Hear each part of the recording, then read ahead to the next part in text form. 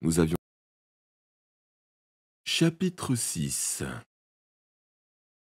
Haute sécurité. Cette fois, Snape nous mit sous les verrous pendant 2 jours. Boyle aurait bien voulu nous infliger la peine maximum, mais il ne savait pas compter jusqu'au maximum. 48 heures, c'est long quand on les passe dans une pièce sans fenêtre. Tim décida de creuser un tunnel pour s'évader. Je n'en voyais pas l'utilité car notre cellule se trouvait au 4e étage. Malgré cela, il vola une fourchette sur le plateau du déjeuner et s'attaqua au sol de la cellule. Il tordit la fourchette et passa le reste de la journée à crocheter la serrure avec une des dents. Mais Snape avait une dent contre nous. Il nous avait mis une serrure incrochetable. La porte resta donc fermée jusqu'au matin suivant. Un gardien l'ouvrit normalement, de l'extérieur, et pour la 2e fois, on nous jeta à la rue. Direction le bureau. Tim était morose.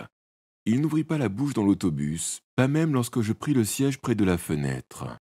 Et c'est tout juste s'il marmonna quelques mots de surprise en trouvant une lettre à son nom sous notre paillasson. Peu de gens écrivaient à Tim. Il y avait les factures de gaz et d'électricité, bien sûr, mais on ne peut pas dire qu'elles étaient très causantes. Papa et maman nous envoyaient parfois des cartes postales. « Il fait chaud en Australie, trop froid en Angleterre, nous vous aimons tendrement. » Et autres excentricités du même genre. Mais les seules lettres qui ornaient d'habitude notre paillasson disaient « Essuyez vos pieds, SVP ». La lettre adressée à Tim se trouvait dans une élégante enveloppe blanche et portait le cachet de Londres. Tim se décida à l'ouvrir pendant que j'allais préparer le thé. Pour fêter notre libération, j'ai traîné 2 sachets de thé neuf. La missive était courte, mais Tim mit du temps à la lire. Donc, il y avait une chance pour que ce soit de bonnes nouvelles. « Alors ?» demandai-je. « C'est quoi ?»« Une offre d'emploi !» C'était le premier sourire de Tim depuis qu'on nous avait jetés en prison. Il me tendit la lettre. Elle émanait de la banque canadienne, à Pall Mall, et portait la signature d'une certaine Louise Meyer. Celle-ci invitait Tim à un entretien d'embauche pour le poste de chef de la sécurité. « Qu'est-ce que c'est ?» bredouillai-je. « Tu ne te souviens pas? Je t'en ai parlé. Il y a 2 mois, j'ai posé ma candidature pour ce poste. Il cherche un nouveau chef de la sécurité. »« Mais tu ne connais rien à la sécurité ?»« Si, je m'y connais, » protesta Tim d'un air indigné. « Rappelle-toi, j'ai posé une alarme contre le vol dans le bureau ?»« Oui, mais les voleurs ont volé l'alarme. » Tim ignora ma remarque. « Écoute, Nick, » reprit-il d'une voix traînante. Il n'avait pas encore mis les pieds dans la banque, mais il s'imprégnait déjà de son rôle. « Je suis un privé, j'ai la sécurité dans le sang. Un seul coup d'œil à cette banque canadienne et j'aurai repéré les points faibles de leur système. Par exemple, est-ce que les fenêtres sont bien fermées le soir? Ce genre de choses. » Mais, Tim, je sentais qu'il était inutile d'argumenter. Que fais-tu de Charon? Les services secrets? Et alors? Tu ne peux pas les ignorer. Souviens-toi de ce qu'a dit MacGuffin, et puis tu ne sais toujours pas ce qu'il voulait dire. À mon avis, ça n'a aucun sens, coupa-t-il d'un air suffisant. De toute façon, ce ne sont pas mes affaires. Mon affaire, c'est la banque. J'abandonnai. Quand a lieu ton entretien? Tim relut rapidement la lettre. Cette Louise Meyer me reçoit à 2 heures cet après-midi. Il bondit de sa chaise. Cet après-midi? Mais c'est aujourd'hui! Il était déjà 12h30. Les 20 minutes suivantes furent consacrées à une fébrile préparation. Tim commença par plonger sous la douche. Puis il pensa à ôter ses vêtements et reprit une autre douche. Au même moment, je m'efforçai de trouver 2 chaussettes assorties et finis par opter pour une paire aux couleurs à peu près semblables. Un nuage de talc jaillit de la salle de bain, derrière lequel Tim apparut. Il enfila un pantalon, une cravate et une chemise, tandis que je cirais ses chaussures. Le résultat fut médiocre, car je n'avais pas de cirage, seulement de la cire liquide pour meubles. Enfin, j'exhumai du placard un attaché-case en cuir. En réalité, ce n'était pas du cuir, mais de la peau de kangourou. Un cadeau de Noël que maman avait offert à Tim, que Tim m'avait ensuite refilé, que j'avais moi-même donné au service social, qui nous l'avait rendu. Difficile d'être plus mal aimé que cet attaché-case en peau de kangourou. Pourtant, ce jour-là, mon frère décida de le prendre, persuadé que ça lui donnerait fière allure. La pendule sonna 1 heure. Tim était prêt. « Je t'accompagne, proposai-je. D'accord, tu m'attendras dehors. Un bus nous ramena en ville. Cette fois, Tim était de meilleure humeur. Pendant tout le trajet, il prépara ses réponses aux questions qu'on allait sûrement lui poser, en marmonnant dans sa barbe et en hochant la tête. Les autres passagers durent le prendre pour un fou. Moi-même, je commençais à avoir des doutes sur sa santé mentale. Tim avait complètement oublié Sharon et McGuffin.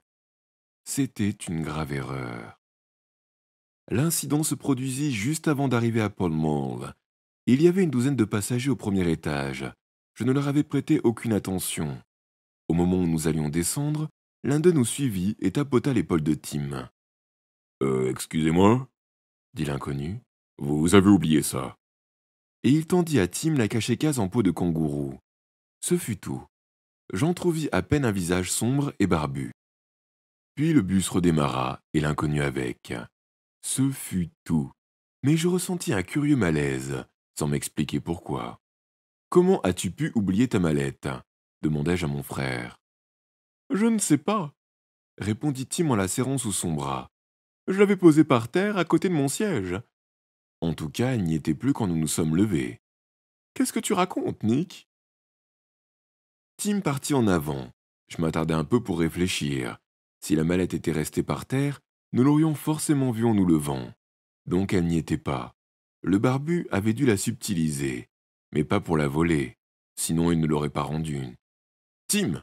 criai-je. Mais mon frère était déjà devant l'entrée de la banque canadienne.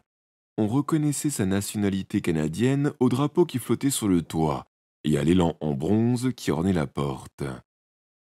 C'était un petit immeuble carré à un seul niveau, plus proche de la bijouterie de grand luxe que de la banque de quartier chic.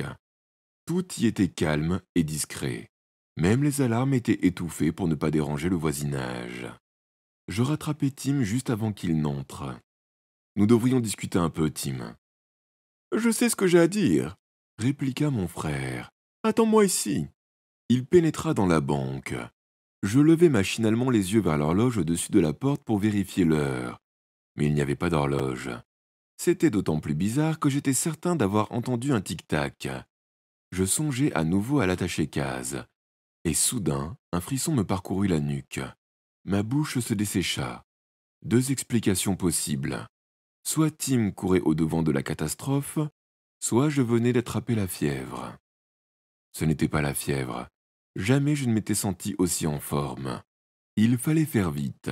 J'avais à peine entrevu l'inconnu de l'autobus, mais je savais maintenant pourquoi il avait escamoté l'attaché-case et ce qu'il avait glissé dedans. Je savais aussi que, si j'avais compté ses doigts, je me serais arrêté à 9. Tim avait disparu à l'intérieur de la banque. Je m'engouffrai à mon tour dans le hall en marbre blanc. Tout y respirait la fraîcheur. Le marbre était glacé et les plantes vertes elles-mêmes paraissaient frissonner dans l'air climatisé. Mon regard parcourut la rangée de caissiers, les somptueux fauteuils en cuir, les lustres scintillants. J'aperçus Tim au moment où il franchissait une porte située dans le coin gauche du hall. Sans doute le bureau de Madame Meyer. Je serrai les dents et m'efforçai à le suivre. D'une façon ou d'une autre, il fallait que je le sorte de là. Peut-être que c'était déjà trop tard. Je fis un pas, mais pas 2. Une main s'abattit sur mon épaule et me fit pivoter. Je me retrouvai nez à nez avec l'agent de sécurité le plus immense que j'ai jamais vu. C'était de la haute sécurité. Il mesurait au moins 2 mètres. Malheureusement pour lui, son uniforme était trop petit. Il s'étirait dangereusement. Lorsque l'agent me souleva du sol, je compris ce que le tissu endurait. « Que fais-tu là, mon bonhomme ?» questionna le garde. « Je voudrais ouvrir un compte, » répondis-je. C'est la première idée qui me passa par la tête. L'homme esquissa un sourire triste. « Ah oui? Tu crois que c'est peut-être une tirelire ici? En tout cas, je vois qu'ils emploient des petits cochons. D'accord, je n'aurais pas dû l'insulter. Mais que vouliez-vous que je lui dise? Que mon grand frère venait d'entrer dans le bureau de la directrice avec une bombe dissimulée dans son attaché-caisse en peau de kangourou? D'ailleurs, je n'avais aucune preuve. Quoi qu'il en soit, je me retrouvai 5 minutes plus tard dans la rue, avec le coup aussi douloureux que si j'étais passé dans une essoreuse. Le garde canadien avait probablement commencé sa carrière comme bûcheron. Je plaignais les arbres. Que faire? L'ennui, c'est que je ne disposais pas de beaucoup d'éléments. Nous avions croisé un homme dans l'autobus, Tim avait perdu sa mallette, et un instant plus tard, j'entendais un tic-tac. Même si je me persuadais que cela sentait le roussi, la police ne se laisserait pas convaincre aussi facilement. Pas avec mes antécédents. Je ne pouvais même plus retourner dans la banque pour la prévenir, et le temps de trouver un téléphone, il risquait d'être trop tard. Peut-être était-ce à cause du soleil, en tout cas, la sueur me ruisselait dans le cou. Je fis le tour de la banque. Elle était située à un croisement et séparée du trottoir par une étroite bordure de fleurs. Je traversai la rangée de tulipes sur la pointe des pieds en observant le hall de la banque par les fenêtres. Par chance, elles étaient basses et certaines étaient même entr'ouvertes. Des bribes de conversation me parvenaient, des tintements de pièces de monnaie, des sonneries de téléphone. À la 6e fenêtre, je reconnus la voix de Tim. L'entretien avec Louise Meyer avait déjà commencé. Dites-moi, monsieur Diamant, avez-vous déjà une expérience de la sécurité? Questionna la directrice. Pas à proprement parler de la sécurité, Lucie, répondit Tim. Vous permettez que je vous appelle Lucie? Je préfère rester plus formel. Comme vous voudrez, Lucie. Appelez-moi monsieur Diamant si vous préférez. Une autre tulipe s'écrasa sous mon pied quand je voulus me rapprocher de la fenêtre, à croire que quelqu'un avait dormi sur la plate-bande de fleurs. J'atteignis le rebord de la fenêtre et me hissai sur la pointe des pieds pour jeter un coup d'œil à l'intérieur. Tim était face à la fenêtre, alors que Louise Meyer me tournait le dos, assise à son bureau. C'était une femme d'affaires, vêtue d'une robe bleu foncé à la coupe stricte et droite comme une lame, au point qu'on aurait pu se servir de la manche comme d'un coupe-papier. Ses cheveux blonds devaient lui coûter cher, au moins 3 heures de soins par semaine chez un coiffeur. J'ai peu d'expérience dans la sécurité, Lucie, poursuivit Tim. Mais j'ai la sécurité de l'expérience. Mal à l'aise, Madame Meyer se trémoussa sur sa chaise, cherchant à comprendre ce qu'il voulait dire. Je sentis que Tim ne faisait pas bonne impression. Il était assis dans son fauteuil, une jambe par-dessus la coudoir. Sans doute espérait-il avoir l'air détendu. Plus détendu, il serait carrément tombé de son siège. J'inspectai la pièce. Elle était spacieuse, avec un immense bureau, un petit bar dans une armoire, une carte du Canada et un imposant classeur mural. Juste à la sortie du bureau, il y avait une sorte d'alcôve, un salon d'accueil miniature avec un coffre-fort en fer, à l'ancienne, plaqué contre un mur. Tim avait oublié son attaché-casse dans l'antichambre. Il l'avait posé sur le coffre. Ainsi, vous n'avez jamais travaillé dans une banque, dit Louise Meyer. En quelque sorte. Y avez-vous travaillé, oui ou non? Non. J'agitai la main. Tim avait les yeux posés sur moi, mais il était si concentré qu'il ne remarquait rien. J'aurais aimé taper à la vitre, mais je ne voulais pas que Madame Meyer m'entende. Je voulais seulement que Tim sorte de la banque, avec son attaché-case. Parlons plutôt de votre banque, Lou, poursuivit-il. Franchement, je me sentirais plus rassuré si je laissais mon argent dans un sac en papier à la piscine municipale. Vraiment? S'étonna Madame Meyer. Il y a plus de trous dans cette banque que dans un filet de pêche. Si vous voulez mon avis, un voleur pourrait s'y introduire en 15 secondes à peine. Vous croyez? Je le sais. Tim s'affaissa plus profondément encore dans son fauteuil, la tête sur un accoudoir et les jambes en l'air. Visiblement, il passait un bon moment. Je me mis à gesticuler, à sauter, à siffler. Tim continuait de m'ignorer. « Avez-vous vérifié qui je suis, Loulou ?» demanda-t-il à la directrice. « Je pourrais très bien être un gangster. » Eh bien... Je vis la main de Madame Meyer tâtonner sous son bureau pour presser le bouton d'alarme.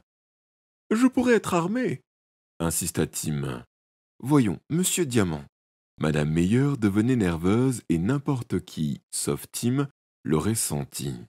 « Je pourrais avoir un complice à l'extérieur. »« Ah oui ?» La directrice pivota sur son siège pour regarder par la fenêtre. Et elle me vit. Je restais pétrifié, une main en l'air, comme si je m'apprêtais à casser la vitre d'un coup de poing. J'ouvris la bouche pour me justifier. « Et je pourrais transporter une bombe !»